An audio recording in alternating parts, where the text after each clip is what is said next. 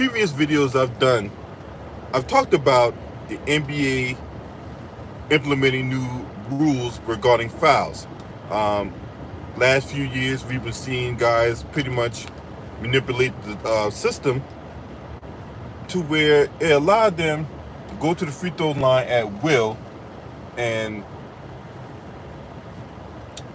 mask the, for what I call the inefficiencies from shooting at from the field. All right, it'll be one thing if a guy, you know, shot 43% from the field. It'll be another thing if he shot 60-something% true shooting percentage, because hey, if you're going to the foul line a bunch of times and you can make your free throws, then at that point, it kind of skews the numbers a little bit when it comes to true shooting percentage, right? So James Harden, right, and I'm gonna get on Steve Nash, right, because what Steve Nash said was pretty much cap, all right? It was capped by Steve Nash, but I understood why he did it. As the coach of the team, you don't want to throw your players under the bus. You want to stick up for your players and all that. So I understand why Steve Nash said what he said, but even Steve Nash himself knows that was cap. What he said regarding the James Harden being unfairly at the face of the whole thing regarding fouls, right? And part of that was a lot of times James Harden would do little slick stuff to influence the referee's whistle, right? Now, this was the same guy a couple years ago when he was a member of the Houston Rockets, and I can't remember who they played, but they lost game one, and he and Chris Paul were sitting side by side, and he was complaining about the refs not calling the game right. And I cooked on that during that time, right? When Harden was complaining about the referees not calling the game right, and they not calling the game down the middle and all that. But he influences the referee's whistle more than anybody else I know. Does Stephen Curry do it? Yes, he does. Does Trey Young do it? Yes, he does. But not to the volume of this guy. What's up, 3000 degrees? Octavius TX, man. I see y'all up in here. Salute to y'all, right? Not to the volume of James Harden. James Harden was going to the free throw line at will. I remember one particular game where he scored 61 points, but 25 of those 61 points came from the free throw line. In the game when they played the Milwaukee Bucks, it was opening night a couple years ago when he was a member of the Houston Rockets, right? They played the Milwaukee Bucks. He scored 19 points in that game. 14 of those points came from the free throw line, because he was going to the line at will, right? They're not calling these fouls like they did years past. They're not going to do it, right? And it does two things. One, it speeds the game up, because if every time James Harden comes down, he's hooking people and he's flailing his arms like this, and the referee's calling a foul, right? That slows the game down. Didn't the NBA want to speed things up?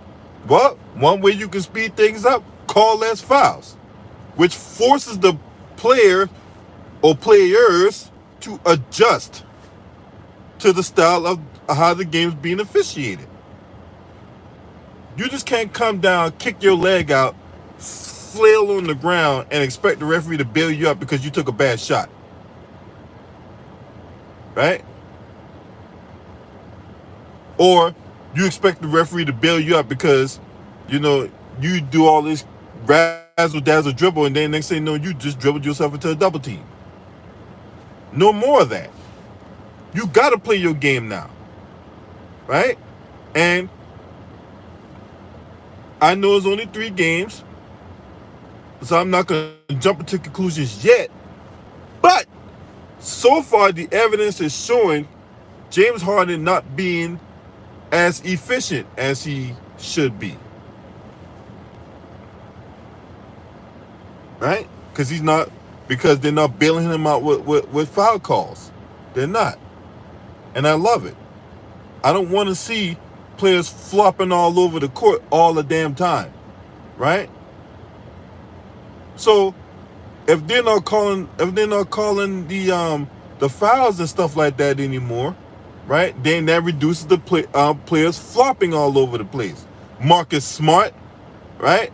Marcus Smart, notorious for flopping all over the place, like he got dang on trout out of water. So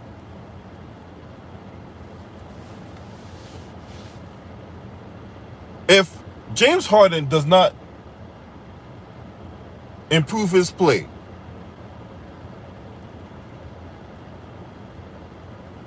the Brooklyn Nets are going to be in trouble. And I don't see how they're going to get past those elite teams in the East. You got Miami to contend with, Milwaukee, to a lesser degree, Philadelphia. What's up, CB Sports TV? Salute to you, homie. Go subscribe to this channel, man.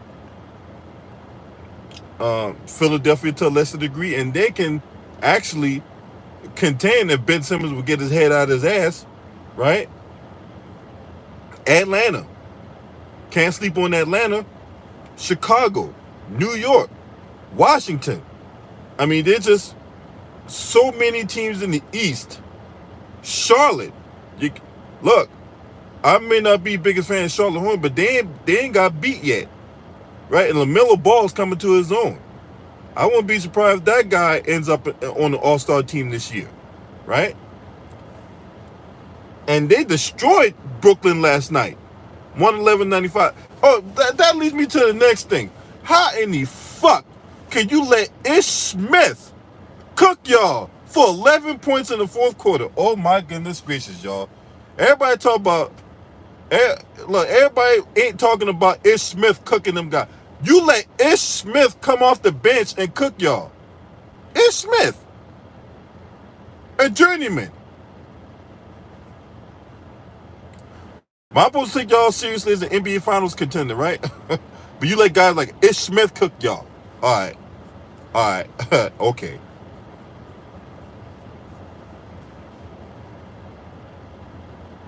And it's not like James Harden can't get to the cup. He can get to the cup. He just can't look, every time he comes down, he got to look to finish, as opposed to the first thing he's looking for is a whistle from the ref. Let them foul you to where they'll make the call. Make them make the call. Don't put them in a position where they can make a decision and then come decision time, they're just going to put the whistle in their pocket. Just go to the bucket with the aggression. You're going to get hit anyway. And then that's how you can get to the free throw line. But all this hooking and kicking your leg out and grabbing the guy's jersey and all this other bullshit you be doing, nah, man, the referees ain't going for that shit no more. And if you jaw at them, they ready to throw text like how, you know, shit. Motherfuckers get ready to throw biscuits at a goddamn bakery and shit.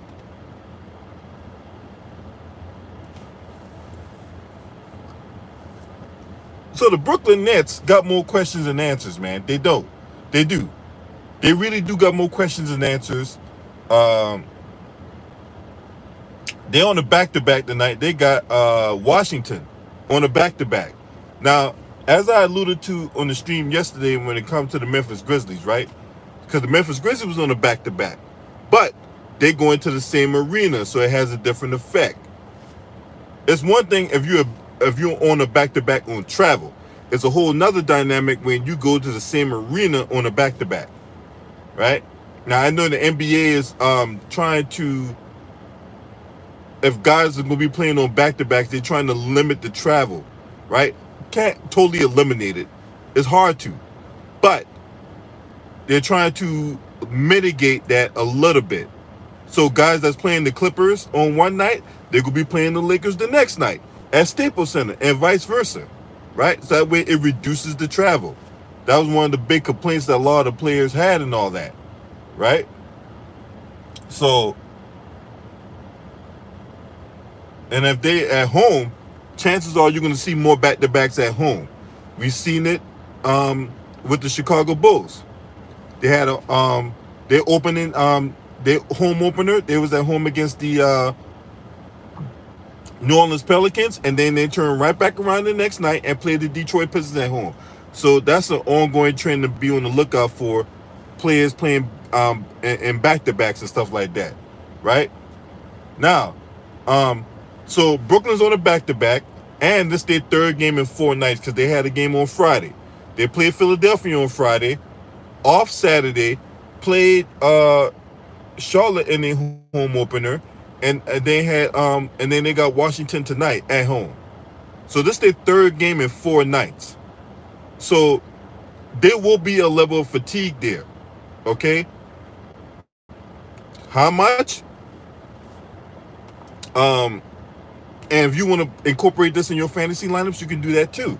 But just know this is Brooklyn's third game in 4 nights, and they're on a back-to-back.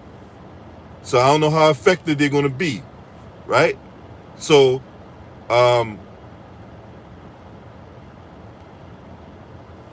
do with that information as you wish. Washington, however, has not lost yet this season, right? Kyle Kuzma, like I've been telling people, starting to improve his play. Montrezl Harrell, the only guy I really don't have no love for is Caldwell Pope, right? Bradley Beal's questionable tonight, so if he goes, then Kuzma's role might get scaled back a little bit if Bradley Beal goes tonight. If he doesn't go, then expect another workload.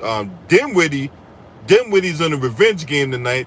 Remember, Dinwiddie was with the Brooklyn Nets last year. Dinwiddie was cooking until he partially tore his ACL. He also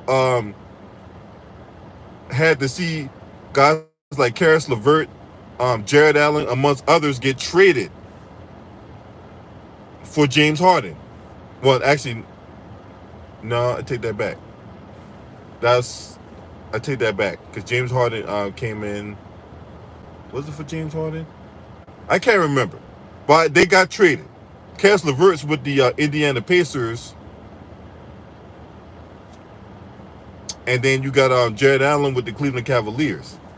The Houston Rockets is a bunch of buffoons and a bunch of idiots. But anyway, that's neither here nor there. Just know James Harden's game has regressed so far because he can't get to the free throw line, because the NBA is not calling those fouls like they did last year. They're just not. And he's struggling right now. But if there's any get-right spot tonight, it could be tonight that he's in a get-right spot. The Wizards, they've been playing better basketball. They got a more balanced lineup. It's not none of the studs and duds shit that they had going on, right? With last year when they had Russell Westbrook, Bradley Beal, and a whole bunch of scrubs. This year they actually got a more balanced lineup. Now they came off an overtime win against the Indiana Pacers on Friday night, so they had a couple days to get themselves together or whatever like that. So it's going to be a good game tonight. But the question is, how will James Harden play? This will be a good bounce back spot for James Harden, right? And it'll shut critics like me up, right? Right? But if they lose tonight, there's going to be trouble in Brooklyn, right? Or a vampire in Brooklyn, right? That'll probably be the title of my video if the Brooklyn Nets lose tonight. Vampire in Brooklyn, right? That got a nice little ring to it. Now, in case you don't know, Vampire in Brooklyn, that was a movie by Eddie Murphy back in the late 90s or whatever, right? And Angela Bassett, her sexy ass. She could be 60 years old, still beautiful, just beautiful woman. Anyway, so that's where we're at right now, and we can expect this trend going forward. The NBA is putting a big emphasis on foul calls, right? Obvious fouls, yeah, flagrants, yeah, they're gonna get called and all that. Depending on the severity of the flagrant, that's gonna get reviewed, and there'll be a flagrant 1, flagrant 2. Flagrant 1, they stays in the game. If they commit another flagrant, they get kicked out. Flagrant 2, they're automatically out. Period. All right. And that's where we're at. But the Brooklyn Nets, to me, from what I've saw with them, has a similar problem as the Lakers do. So you got James Harden and Kevin Durant taking a lion's share of the shots. One game it might be Joe Harris. Another game it might be LaMarcus Aldridge. Another game it might be Blake Griffin. Another game it might be Paul Millsap. Another game it might be whoever. But the two constants is James Harden and not Russell Westbrook, Kevin Durant taking a lion's share of the shots. When the ball is in their hand, there's really no movement. There isn't. The only movement I've seen from when James Harden, when he come down and somebody flashes to the cup, then he can do the drop off for the assist or whatever like that, for a layup, dunk, or what have you. But there's really no movement on the Brooklyn Nets. There's none. Everybody just watching what Kevin Durant doing. Everybody watching what goddamn James Harden's doing. Right? They're stagnant. Joe Harris, right? Joe Harris got to be the guy that he's gonna have to be that third guy that makes shots. If he doesn't make shots, then you're asking KD and James Harden to do all the heavy lifting. You know, come to think of it, this Brooklyn Nets team without Kyrie Irving, they kind of remind me of the Washington Wizards last year. Right? Now, look, and the reason why I say that is because on paper, yeah, people know Blake Griffin. Yeah, people know LaMarcus Aldridge. Yeah, people know Paul Millsap. Yeah, people know whoever. Right? But them dudes is dusty, man. There's some dusty dudes, man. LaMarcus Aldridge's not even going to play tonight.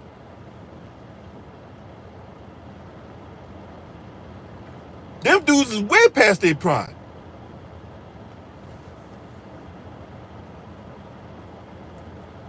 So it's like, who's going to step up outside of Harden and Durant? If Harden having a bad game, where's Joe Harris at? Right? Now, Joe Harris, he took a lot of heat at the end of that second round series last year.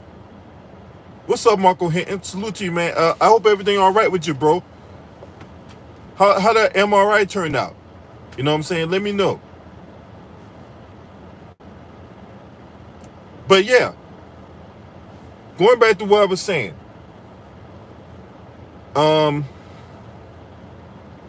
James Harden have off nights and all that. Where's Joe Harris at? Right? Sterling Brown, he was out a couple games. He's questionable tonight. So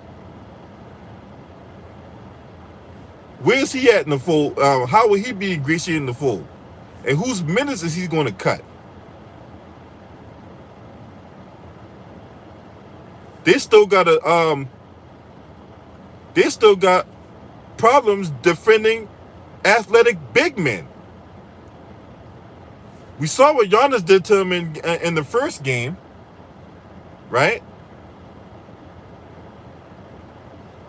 I didn't see the game against Philadelphia, but I'm pretty sure Joel Embiid had a good game.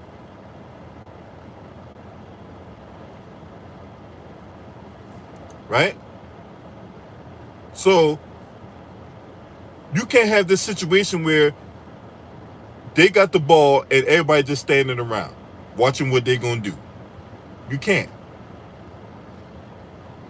And Steve Nash, he don't have the luxury of having Mike D'Antoni anymore. Mike D'Antoni went, I forgot where he went. I don't know if he retired or if he went to another team or whatever. But Steve Nash can't rely on D'Antoni no more. That's another thing that we hadn't talked about. So Steve Nash gotta, he gotta step it up. They're gonna continue to get exploited by big men. And this is where James Harden gotta force the issue and get them in early foul trouble. What's up, Think Tank? And he can get these big in early foul trouble by just going to the cup, taking that bitch up strong, and let them hack him. Don't be grabbing nobody. Don't be, all this kicking your leg and all this other crazy shit, right? Just take the bastard up strong. And you're going to get the foul call, and you're going to get to go to the line.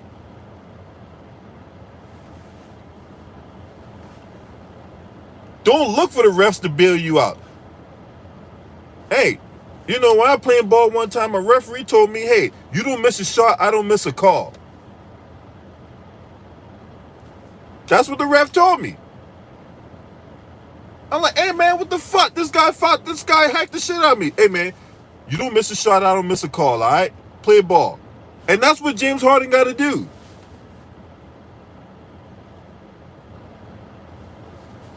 Right? Look. Do you be calling foul or hostess for fucking giving you all them goddamn honey buns and shit? You spend 100 racks on honey buns, you call a foul or hostess for that? Right? Come on now. This motherfucker out here crying about calls and all that.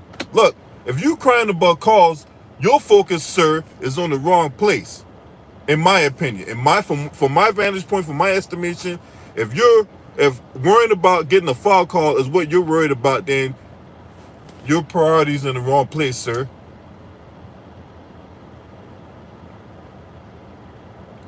Before they made that trade for James Harden, they had the perfect team, in my opinion. Before they made that trade for James Harden, they had Karis LeVert, they had Dinwiddie. So you had your starting five, and then you had a deep bench.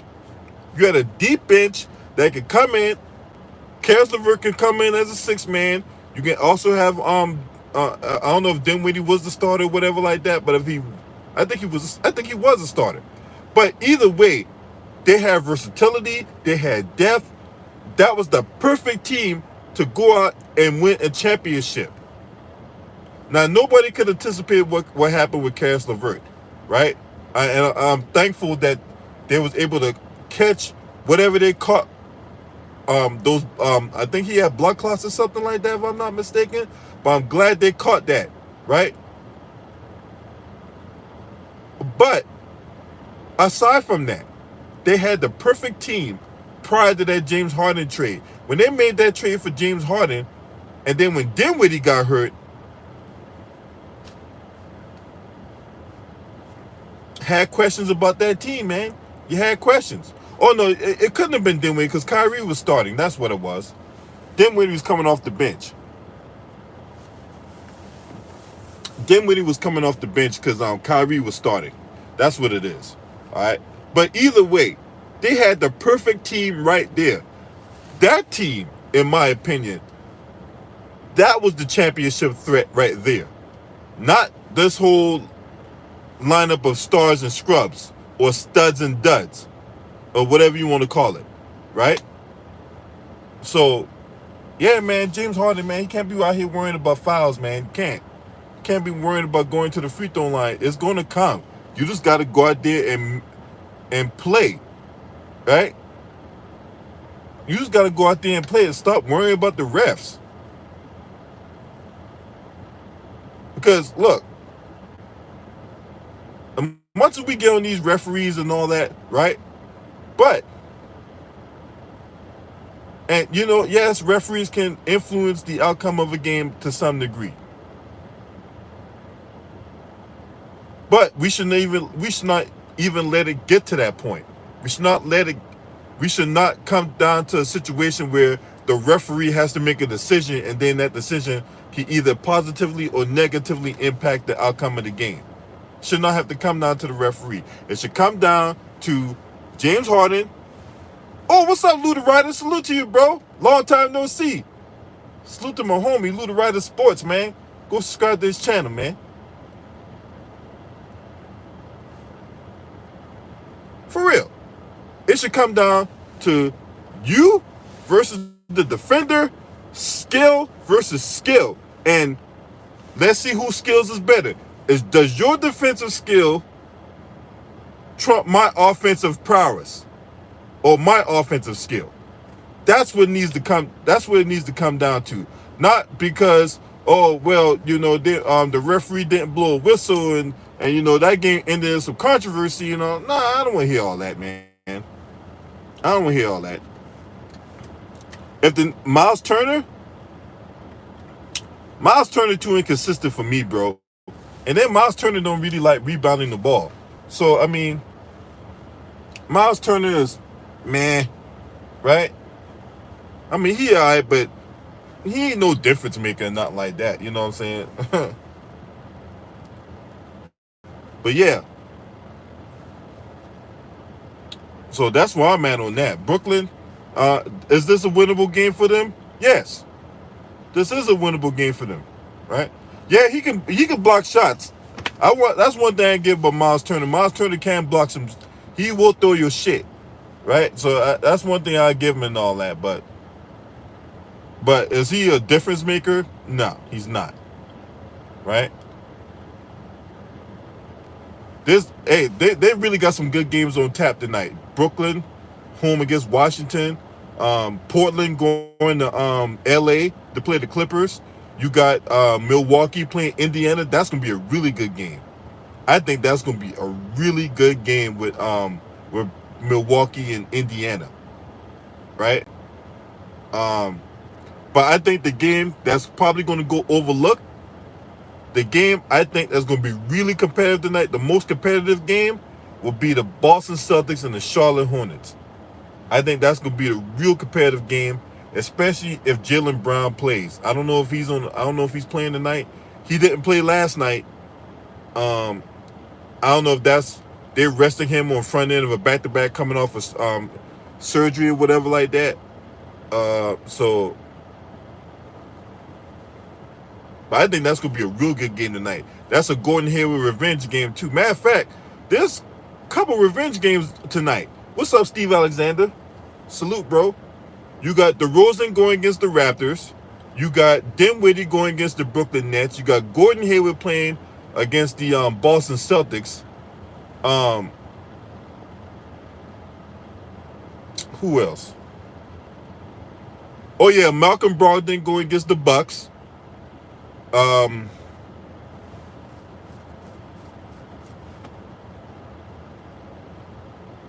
me see what else. So those are the revenge games that's coming off the top of my head right now. Right, really good night of basketball. I can't wait to watch these games. In case you don't know, NBA League Pass is free this week. I think it's free up until like Friday. It's NBA League Pass is free. So if take advantage of it, man. You know what I'm saying? Go on NBA.com on your mobile, on your whatever device you look at NBA, and look at some of this content, man. Look at some of these games, man. This could be some good basketball on tonight, man. I can't wait.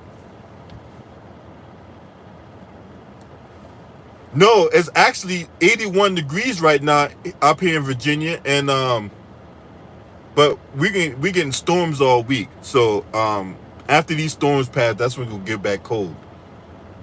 Anytime it gets warm like this in the fall and winter, that means it's about to storm. And after the storms pass, that's when things cool down again or whatever like that, right? So I expect this sun to be up by like another hour or two, and yeah, let the rain fall, shall we? But On that note, I'm out of here. You guys let me know what y'all think. Smash the like, hit subscribe. Shouts out to the LDBC Lions Den basketball community. This your boy. Scream at me. Oh!